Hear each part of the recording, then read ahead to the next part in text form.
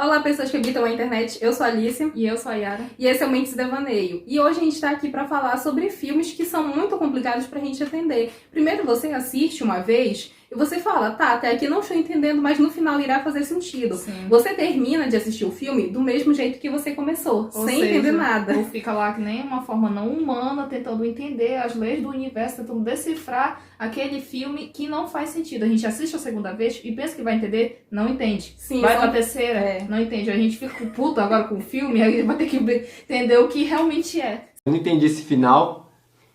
Quer dizer, não entendi foi nada. Então, se você gostou do tema, já deixa o seu like, se inscreve no nosso canal se você não for inscrito e ativa o sininho para receber os nossos próximos vídeos.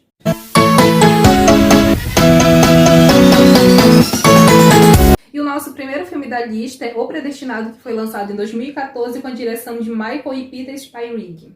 E esse filme ele vai falar sobre um agente temporal que está investigando uma série de assassinatos terroristas por um cara que ele e vários outros agentes não sabem nem têm ideia do paradeiro ou da identidade dele. E essa investigação vai ficar girando em torno desse terrorista. E quem é o agente que está investigando é o Ethan Hawke.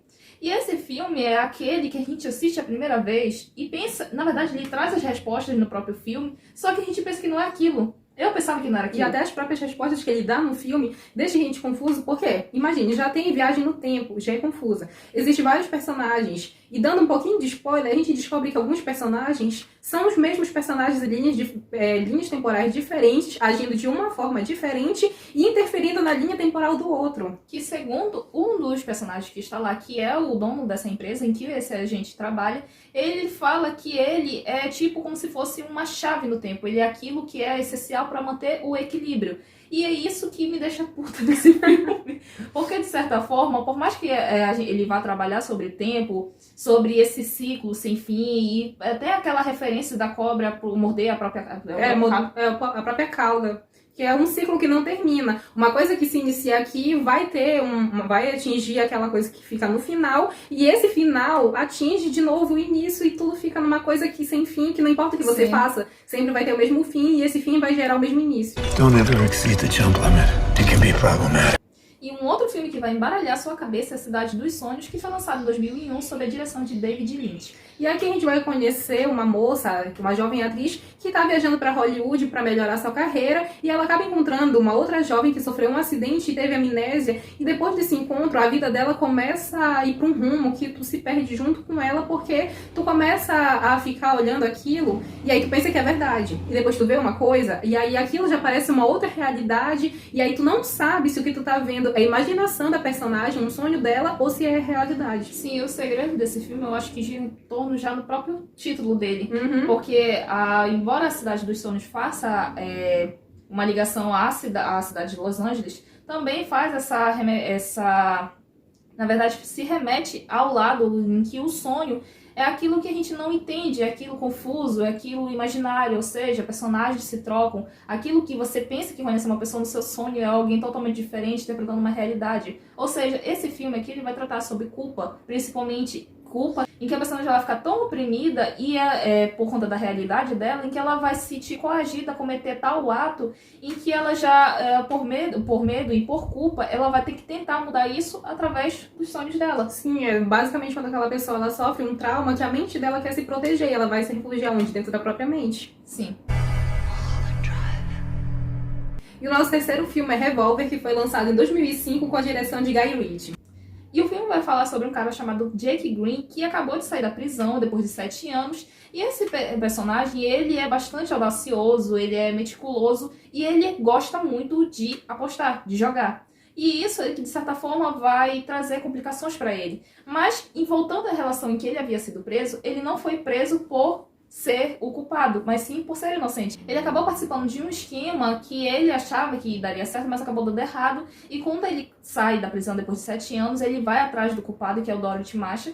E esse filme ele entrega uma imagem de que ele vai só tratar sobre gangsters, sobre o crime, a violência, sobre cassinos, jogos e ação. Mas só que ele não trata sobre isso. O Guy traz aqui uma temática bem mais diferenciada, ou seja, ele vai trazer essa temática, mas só que ele vai aprofundar muito mais na psicanálise. Sim, porque ele vai falar sobre o ego. E o ego, a gente muitas vezes pensa que a gente controla, só que o que a gente não sabe é que a gente muitas vezes é controlado pelo ego. Porque realmente as pessoas, às vezes a gente faz uma coisa e a gente fala, não sei por que fiz isso. Foi na hora da raiva, não sei o que. É o ego que está te controlando. E aí a gente começa a acompanhar esse personagem e ele conversando com ele mesmo, discutindo com ele mesmo o tempo todo em combate com a própria mente. E depois de um tempo a gente não sabe se realmente aquilo é a realidade dele ou grande parte daquilo é ele criando e discutindo e se enfrentando. Sim, esse filme é interessante por trazer esse tema um pouco mais diferenciado, mas, de certa forma, ele não é muito bem apoiado pela crítica e também não é muito conhecido pelo público. Mas, na nossa opinião, é um filme que vale a pena assistir, porque ele, por mais que tenha um furo ou outro, é interessante ele tratar uma temática diferente. Da Porque, psicanálise. sim, até porque eu gosto muito desse assunto, mas, pra mim, esse é um filme bom. Afinal, somos macacos de terno, implorando pela aprovação dos outros. E o nosso quarto filme é A Pele que Habito, que foi lançado em 2011 sob a direção de Pedro Almodóvar. E aqui a gente vai conhecer o Roberto, que é um conceituado cirurgião plástico que vive com a sua filha, a Norma, e ela tem alguns problemas psicológicos que foram causados devido à morte de sua mãe. Que a mãe dela, ela sofreu um acidente e teve grande parte do corpo queimado, e quando ela se olhou no espelho, ela se achou tão horrível, ficou tão chocada com a própria imagem que ela cometeu suicídio. Então a menina meio que ficou reclusa em casa e já passou algum tempo, e os médicos falam que ela precisa socializar. Então ele leva ela para sair, passear, e aí acontece um incidente que faz ele pensar que ela foi estuprada. Então ele vai capturar esse suposto estuprador e para se vingar dele, e é isso que causa, de certa forma, uma agonia muito grande. Que nojo. Sim, eu acho que dentre todos dessa lista, eu acho que esse filme é o que mais choca porque ele trata sobre transgenia, sobre a objetificação da mulher, sobre uma paixão um tanto severa e também aborda esses temas de uma forma muito profunda e ainda tem o cirurgião que, de certa forma, ele já está um pouco enlouquecido por conta do trauma que ele sofreu com a esposa dele, da filha dele, que também sofreu essa morte horrível, e isso, de certa forma, mexeu muito com o psicológico dele, e ele vai acabar cometendo coisas que, para muitas pessoas, vai quebrar a moral e a ética, e ele vai tratar tudo isso de uma forma um tanto delicada, mas, ao mesmo tempo, brusca. Sim, aqui vai mostrar também sobre o avanço da ciência e fazendo um paralelo com como as pessoas, literalmente, às vezes, ainda têm alguns conceitos arcaicos, achando que o corpo dos outros pode ser tratado como um objeto, como a Yara já tinha falado. Porque não é porque a pessoa está sob seu poder, até porque ninguém devia ter poder sobre ninguém, já está Sim. errado por aí. Mas só porque ele tem sobre o poder dele uma pessoa, não quer dizer que ele possa fazer o que quiser com ela. Soy el padre de Norma, la niña que violaste. E o nosso último filme é Donnie Darko, que foi lançado em 2001 com a direção de Richard Kelly. E Donnie Darko é um jovem um tanto excêntrico, muito introvertido e que não gosta muito de socializar porque ele considera a sociedade um tanto ultrapassada para ele. De certa forma, ele considera muitos humanos toscos. Só que numa dada noite, uma turbina de um avião cai no quarto dele. Só que ele não tá lá. Ele tá lá porque... Ele não tá lá. Ele tinha ido no jardim porque ele ouviu um chamado de alguém. Só que quando ele vai ver, é um coelho gigante. Que aparentemente é um coelho, mas alguém com uma fantasia de um coelho. E a gente pensa, tá, o filme já tá alombrando aqui porque o cara tá vendo um coelho gigante. No entanto, o filme ele não para por aí. Ele vai trazendo muitas questões muito misteriosas, muitos problemas, porque a gente vai tentando entender o que está acontecendo. O próprio Donnie tá tentando entender o que merda é aquela que tá acontecendo. Sim, a gente mesmo fica em dúvida se aquele coelho que ele tá vendo é real, se é fruto da imaginação dele, até porque ele apresenta muitos sinais de esquizofrenia. Ele tem acompanhamento com a psicóloga, mas aquela psicóloga dele é meio esquisita, também não ajuda em nada, só receita na verdade, remédio. Todo mundo lá é meio esquisito. Todo mundo é esquisito, não ajuda em nada. Literalmente, quando a gente pensa que vai trazer uma solução, é um pior que o outro. Sim, e o coelho ainda fala que o mundo vai acabar, o que só faz a gente suspeitar mais se o mundo realmente vai acabar ou se é uma alucinação dele. E ele ainda dá quantos dias, quantas horas, minutos e segundos falta pro mundo acabar. Só que esse aqui que é aquilo que a gente pensa que é uma coisa, mas na verdade não é, porque ele trata sobre viagem no tempo, sobre buracos negros.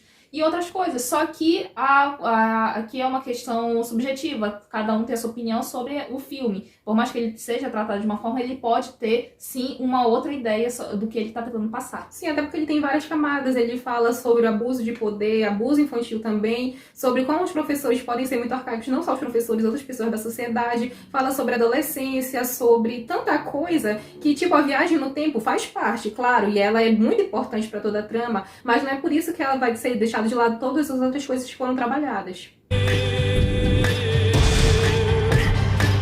E esse filme é daqueles que a gente assiste uma vez, vai ter que assistir outra, e ainda assim provavelmente não vai entender. A gente vai ter que pesquisar sobre ele para poder entender, mas como a gente falou, é uma questão muito subjetiva sobre o que você vai tentar interpretar daquele filme. Have you ever seen a portal?